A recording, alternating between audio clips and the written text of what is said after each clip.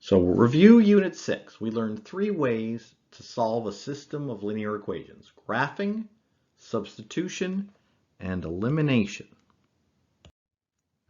This first one we learned was graphing, right? This first one is in standard form, so we typically find the intercepts.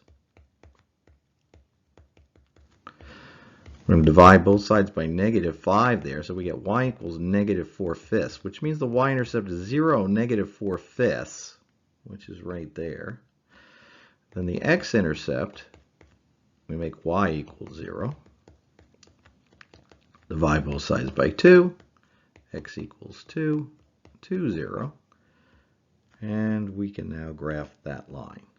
Then let's do the other one in blue. All right, that's way easier though. The y-intercept is 0, -5. And we have a slope of +1 over 1 up 1. Right? We're just doing that. Oh, and there we go.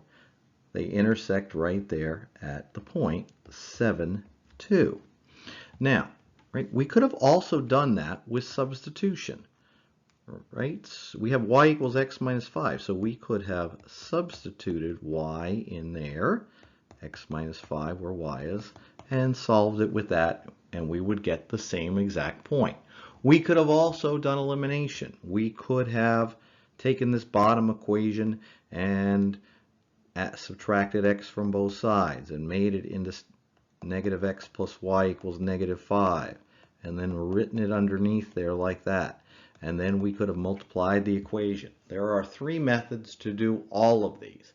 The problem is that one of them is usually the best method in each situation. Okay? That's why you need to know 3 ways. All right, so what is the solution there? The solution there is 6, 3. Remember, when you're doing substitution especially, remember that the solution is an ordered pair. You get x, you're not done. There will be one person who does that on the test. Don't be that person. Okay, so we started with these. These are both in slope-intercept. So what does that mean? We can substitute 2/5 x plus 5 for there, or the other one. So you get 2/5 x plus 5 equals -1/5 x plus 11. So I like to clear my fractions, so we're going to multiply both entire sides by 5. Those 5's cancel, and we get 2x plus 25 on this side. Those 5's cancel. We get -1x plus 55 on that side. I like to get a positive x every time, so I'm going to make that 3x. I'm going to subtract 25 there, combining some steps there. By this time, that should be okay. All right, 3x equals 30. Oh, that's very nice. Divide by 3, x equals 10. So now I put it in either one. I'm going to put it in the top one. So let's do that. And we get 2/5 times 10 plus 5. Well, 5 cancels with 10. That makes it 2. 2 times 2 is 4, plus 5 is 9. So y equals 9. And so these two intersect at 10, 9.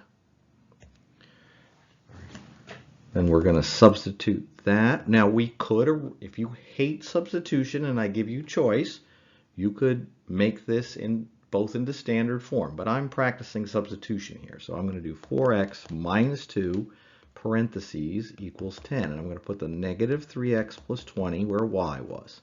But now I've got to do distributive property, right? So it's 4x, -2 times -3x plus 6x. -2 times 20 minus 40 equals 10. 10x minus 40 equals 10. Add 40 to both sides. 10x equals 50. Divide by 10 both sides. X equals 5. I'm going to put it in the top one. Y equals -3 times 5 plus 20. -15 plus 20 also equals 5. So I'm getting that these intersect at 5, 5. The county fair couldn't decide what to charge. Plan A was to charge $12 to get in and $2.50 per ride. Plan B was to charge nothing to get in but $3 per ride. Write and solve a system of linear equations to determine how many rides someone has to go on to make the two plans the same, to make them equal. So here's A. A was 2.5 times the number of rides, 2.5R plus 12, $12 to get in. B was $3 per ride. We want to know when A equals B. So we're going to substitute, right? You can do it either way. So 2.5R plus 12 equals 3R. All right, now we can clear our decimals if you really want to. Why don't we do that? So we get 25R plus 120 equals 30R minus 25R both sides. 120 equals 5R. Divide by 5 both sides. And 5 goes into 12 twice, the remainder of 2, but into 120 it goes 24 times. So you get 24 rides. And how much was 24 rides? Boy, oh boy, it was very expensive, right? Because 3 times 24, right? Don't go doing this. $72 was 24 rides. That's when the two were the same. So hopefully you're going to go on less than 24 rides, right? And maybe you want to pick the one that is going to be cheaper. Two planes take off in opposite directions from the same place. One flies 80 miles faster than the other. So I'm going to call A the faster plane, and that's the speed of the, right, in miles per hour. And B will be the slower, right, the speed of the slower plane. And so one travels 80 miles faster than the other. So A equals B plus 80, right? A's speed will be 80 miles per hour faster. At the end of 4 hours, they were 2,400 miles apart. We're trying to find these two speeds. We know the time. So this is rate 1 times time plus rate 2 times time equals distance, right? We know this distance of 2,400. And we know the time. So what we're trying to find is the two rates, right? But we're not going to write A times 4, rate times time. We're going to write the coefficient first. So 4A plus 4B, because both are 4 hours, equals 2,400. Now, since this is like this, again, you could rearrange it and use elimination, but I taught you to do this with substitution. So A equals B plus 80. So we have 4 times A is B plus 80 here, right? Plus 4B equals 2,400. So distributive property, 4B, 4 times 80, 320 plus 4B equals 2,400. We got 8B plus 320 equals 2,400. Subtract 320 from both sides. 8B equals 0. 8, 0, 2,080. Divide both sides by 8. Hopefully 8 goes into that nicely. 8 into 20 goes twice. Remainder 4. Bring down the 8. 8 into 48, 6. 8 into 0, 0. So B equals 260 miles per hour. That's the speed of B. A was 80 miles faster. So A is 2. Right, you add 80 to that, and I believe that's 340 miles per hour. Substitution word problem. Okay, so now they're both in standard-ish form, and so we're going to use the elimination method. I'm going to multiply the top one by 3, and I'm going to get negative 3x plus 12y equals negative 15. I'm leaving the bottom one the same. I'm going to add them together. Negative 3x plus 3x, 0. 12y plus negative 2y, 10y. Negative 15 plus 15 is 0. Divide both sides by 10. Y equals 0. All right, so when y equals 0, they intersect. So then I'm going to put that, I'm going to put it on the top. Negative x plus 4 times 0 equals negative 5. So that's negative 1x equals negative 5. Divide both sides by negative 1. X equals 5. So these intersect at the x-intercept, it seems like. And again, you can check your work by putting it in the bottom one and seeing if 5, 0 works. Sure does, right? 3 times 5 is 15, minus 2 times 0 does equal 15, right? That ordered pair is the only ordered pair that makes both equations work. All right, so this one we have to multiply both equations. So you could do 7 and 5. I'm going to do 3 and 2. I'm going to multiply the top one by 3, the bottom one by 2. So this top equation becomes negative 6x plus 15y equals 24. The bottom one becomes 6x minus 14y equals negative 22. I add the two equations, get 0 there. 15y plus negative 14y, that's y. 24 plus negative 22 is 2. And look at that, y is 2. I can't make it easier than that. And then we're going to put that in the bottom one, say. 3x minus 7 times 2 equals negative 11. So we're going to add 14 to both sides. 3x equals 3, right? Negative 11 plus 14, divide by 3. X equals 1, and those two lines intersect at 1, 2.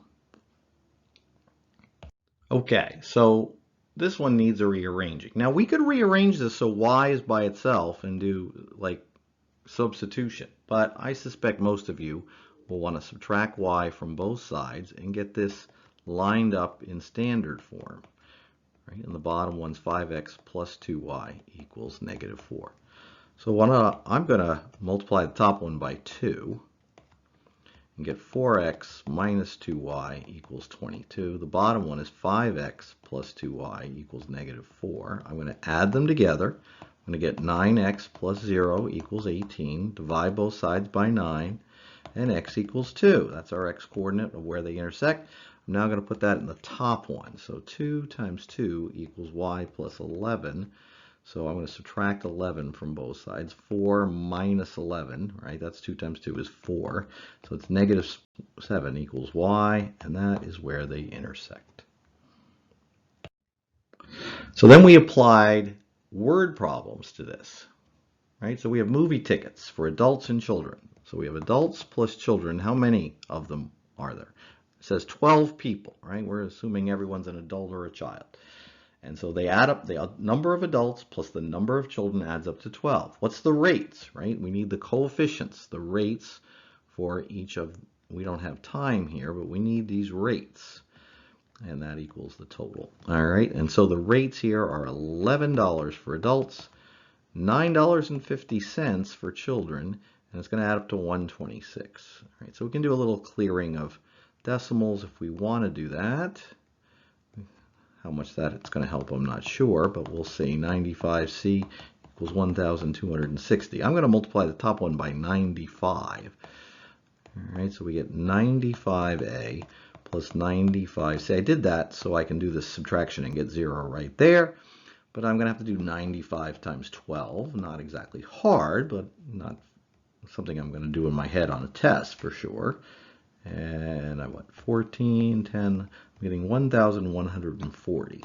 Okay, so we get 110 minus 95, that's 15, right?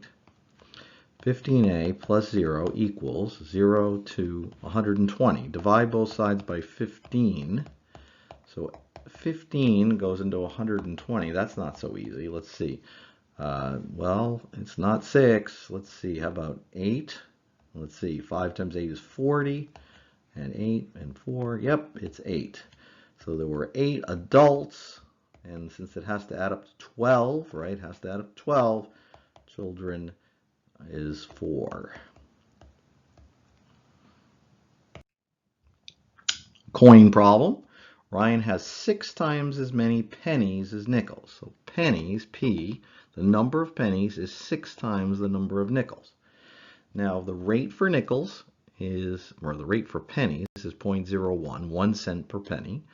The rate for nickels is 0.05, 5 cents per nickel, and we have $2.20. So that's the equation written as dollars.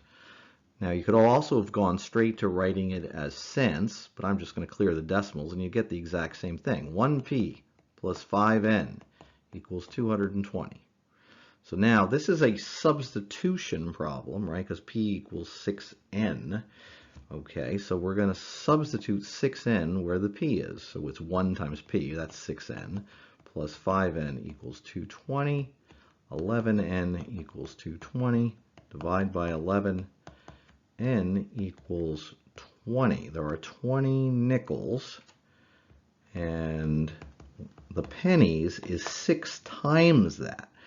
So the pennies is 120 pennies, right? And that should add up to $2.20. So that was a substitution word problem. All right, perimeter. How do you find a perimeter? Well, there are 2 L's plus 2 W's, and the perimeter that says 140 inches. And it also says the length of the rectangle is 4 times the width. The length equals 4W. All right, so we're going to substitute 4W for L. So that's 8W plus 2 more W, 10W equals 140. Divide by 10, and W equals 14. So this is 14, this is 14, and then 4 times 14 is the length. 4 times 4 is 16. And so both of these are 56, and these are all inches.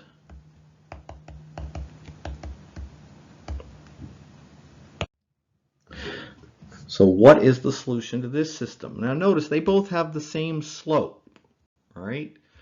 Now the top one has a y-intercept of 0, 0, and it goes down 1 over 3. The bottom one has a y-intercept of 0, 6. Let's change the color, all right, and it goes down 1 and over 3. And they both look like that, and they are, in fact, parallel. Right? They're parallel. So what is the solution? There is no solution because parallel lines do not intersect. That is what you're always finding, where the 2 linear functions intersect on a graph. Even the ones you're doing with substitution and elimination, that's really what you're doing. Right? And if you were solving this with, you wouldn't solve this with elimination, but you could have also checked your work by substituting, right? You would clear your fractions by multiplying everything by 3, right? Well, actually, why would you bother? Why would you bother to do that when you can just add 1/3 x to both sides, right? And what happens? You get 0 equals 0 plus 6, which is 0 equals 6, which is no solution, right? When you get nonsense, it's no solution. The lines are parallel, right? Now, when you get an equation that makes sense, it was the same line twice, right? If I had had a plus 6 on the top one, you would have gotten infinite solutions the same line twice.